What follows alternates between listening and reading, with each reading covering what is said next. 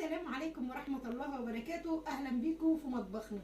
يلا نتعلم نعمل الطعمية بكل سهولة مع مطبخنا. ده نص كيلو فول، لازم ترقديه حوالي 12 ساعة في المية زي ما انتوا شايفين بالشكل ده. وده الخضرة بتاعتنا عبارة عن كرات وكزبرة وراس توم وبصلاية واحدة بس. ويلا بينا نعمل الخلطة بتاعتنا. ادي الفول بتاعنا بالشكل ده، وهننزل بالخضرة ونقلبهم ونقلب الحاجات دي كلها كده بالشكل ده عشان تسهل معاكي الفرم في الكبة بتاعتك.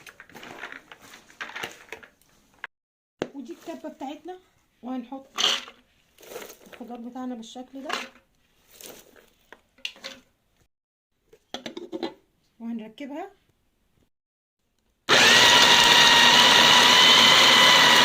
كده احنا خلصنا الطعمية بتاعتنا. القمر اهي زي ما انتوا شايفينها، تقيلة اهيت. طبعا الطعمية يا جماعة ما بيتحطش عليها توابل غير لما تيجي تعمليها، وهوريكم دلوقتي ازاي تتبلوا الطعمية. وكده احنا بنتعلم ازاي نتبل الطعمية. ادي الطعمية، الكمية بقى اللي انتوا عايزينها. هتحطي عليها شوية كربوناتو صغيرين، ده اللي بينفشها يا جماعة، وشوية كمون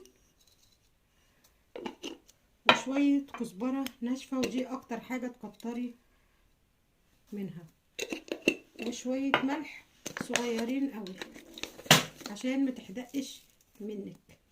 حطينا عليها بيضة بالشكل ده، وهتقلبي كده وهتعملي الطعمية بتاعتك عادي. تقليها بقى زي ما انتوا عايزين، انا هعملها عجاية. وكده علمتكم ازاي تعملوا الطعمية بكل تكاتها وحركاتها مع مطبخنا. والسلام عليكم ورحمة الله وبركاته. طعمية مصرية مع بعض يا جماعة، حلوة قوي، وكيسناها بالشكل ده. اللي عايز يعرف الفيديو كامل يخش على قناتنا على اليوتيوب. تشرفونا وتنورونا.